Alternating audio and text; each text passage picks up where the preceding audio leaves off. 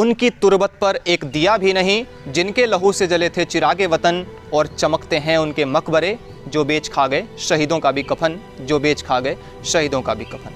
नमस्कार आप सभी को, स्वागत है आप सभी का संस्कृति रक्षक यूट्यूब चैनल पर।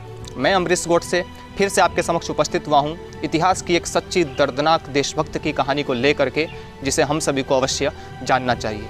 आज की कहानी है नीरा आर्य की कहानी नीरा आर्य की, जेल में जिनके स्तन काट दिए गए। ओह, कितनी भयावह स्थिति रही होगी, उस परिदृश्य की कल्पना करके ही हम लोग काँप उठते हैं। इतनी यातनाएं दी गई हमारे क्रांतिकारियों को, देशभक्तों को इतना कष्ट दिया गया, तब जा कर के हमने ये आज़ादी पाई। और लोग एक चुटकी में कह दिया करते हैं आज़ादी हमें केवल चरखे से ही मिली है।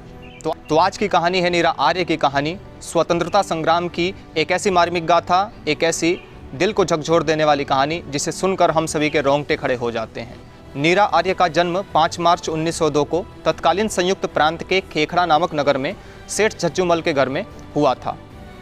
नेताजी सुभाष चंद्र बोस के आज़ाद हिंद फौज में नीरा आर्य रानी झांसी रेजिमेंट की सिपाही थी, जिन पर अंग्रेजों ने गुप्तचर होने का आरोप लगाया था। नेताजी सुभाष चंद्र बोस नीरा आर्य को नीरा नागिनी के नाम से पुकारते थे। नीरा आर्य के भाई वसंत कुमार भी आज़ाद हिंद फौज के एक सिपाही थे, और नीरा आर्य तथा वसंत कुमार, इनके जो भाई थे, इनकी लोकप्रियता इतनी अधिक थी कि उस समय के जो लोक गायक थे, उन्होंने अनेक रचनाओं में, अनेक काव्यों में, अनेक भजनों में इनके भाई और नीरा आर्य के ऊपर अनेकों कविताएं और काव्य लिखे थे। नीरा आर्य का विवाह ब्रिटिश भारत में सीआईडी इंस्पेक्टर श्रीकांत जयरंजन दास के साथ हुआ था। और उनकी जीवनी जब हम लोग पढ़ते हैं तो उसमें ये बात बिल्कुल स्पष्ट हो जाती है कि नेताजी सुभाष चंद्र बोस की जान बचाने के लिए उन्होंने अपने पति की भी हत्या कर दी थी। आज़ाद हिंद फौज के समर्पण के बाद जब लाल किले में कैदियों के ऊपर कार्रवाई हुई तो सभी कैदियों को छोड़ दिया गया, लेकिन नीरा आर्य को जेल से मुक्त नहीं किया गया, क्योंकि उन्होंने अपने पति की हत्या की थी और उन्होंने जेल में अपना जीवन व्यतीत किया, जहां उन्हें अनेकों कष्टों का सामना करना पड़ा। और उन्होंने अपनी आत्मकथा में उन्हीं कष्टों के एक सिलसिले का वर्णन किया है, जिसे हम सभी को जानना चाहिए, जिसे सुन करके हम सभी के रोंगटे खड़े हो जाते हैं। मैं जब कोलकाता जेल से अंडमान पहुंची तो हमारे रहने का स्थान वे ही कोठरियाँ थी जिनमें अन्य महिला राजनैतिक अपराधी रही थी अथवा रहती थी। हमें रात के 10 बजे कोठरियों में बंद कर दिया गया और चटाई कंबल आदि का नाम भी नहीं सुनाई पड़ा। मन में चिंता होती थी कि इस गहरे समुद्र में अज्ञात द्वीप में रहते स्वतंत्रता कैसे मिलेगी, जहां अभी तो ओढ़ने बिछाने का ध्यान छोड़ने की आवश्यकता आ पड़ी है। जैसे तैसे जमीन पर ही लोट लगाई और नींद भी आ गई। लगभग 12 बजे एक पहरेदार 2 कंबल लेकर आया और बिना बोले चाले ही ऊपर फेंक कर चला गया। कंबलों का गिरना और नींद का टूटना दोनों एक साथ हुआ। बुरा तो लगा, परंतु कंबलों को पाकर संतोष भी आ गया। अब केवल वही एक लोहे के बंधन का कष्ट और रह रहकर भारत माता से जुदा होने का ध्यान साथ में था। सूर्य निकलते ही मुझको खिचड़ी मिली और लुहार भी आ गया।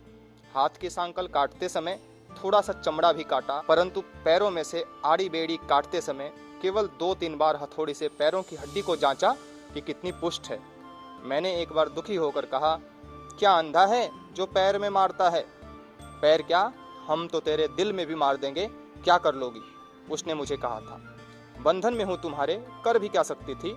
फिर मैंने उसके ऊपर थूक दिया था, औरत की इज्जत करना सीखो। जेलर भी साथ में थे, तो उन्होंने मुझे कड़क आवाज में कहा, तुम्हें छोड़ दिया जाएगा यदि तुम बता दोगी कि तुम्हारे नेताजी सुभाष कहाँ हैं। वे तो हवाई दुर्घटना में चल बसे। मैंने जवाब दिया, सारी दुनिया जानती है नेताजी जिंदा हैं। झूठ बोलती हो तुम कि वो हवाई दुर्घटना में मर गए। जेलर ने कहा, हाँ नेताजी जिंदा हैं। तो कहाँ हैं? मेरे दिल में जिंदा हैं वे। जैसे ही मैंने कहा तो जेलर को गुस्सा आ गया था और बोले, तो तुम्हारे दिल में से हम नेताजी को निकाल लेंगे। और फिर उन्होंने मेरे आंचल पर ही हाथ डाल दिया और मेरी आगी को फाड़ते हुए फिर लुहार की ओर संकेत किया। लुहार ने एक बड़ा सा जम्बूड़ औजार जैसा फुलवारी में इधर उधर बड़ी हुई पत्तियां काटने के काम आता है, उस ब्रेस्ट रिपर को उठा लिया और मेरे दाएं स्तन को उसमें दबाकर काटने लगा, लेकिन उसमें धार नहीं थी, ठूंठा था। और स्तनों को दबाकर असहनीय पीड़ा देते हुए दूसरी तरफ से जेलर ने मेरी गर्दन पकड़ते हुए कहा, अगर तूने फिर से जबान लड़ाई तो तुम्हारे दोनों गुब्बारे छाती से अलग कर दिए जाएंगे। उसने फिर चिमटानुमा हथियार मेरी नाक पर मारते हुए कहा, शुक्र मानो महारानी विक्टोरिया का कि इसे आग से नहीं तपाया, आग से तपाया होता तो तुम्हारे दोनों स्तन पूरी तरह से उखड़ जाते।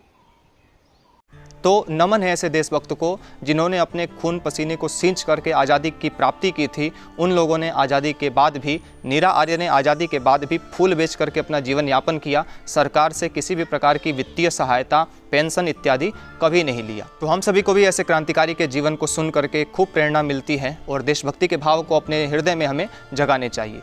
तो आगे भी हम आपसे इसी प्रकार से मिलेंगे एक नई वीडियो में बहुत ही जल्द। हमसे जुड़े रहिए और यदि आप इस चैनल पर नए हैं तो चैनल को सब्सक्राइब कर दीजिए। जल्दी मिलते हैं एक नई वीडियो के साथ। अखंड भारत अमर रहे। वंदे मातरम। जय हिंद। नमस्कार।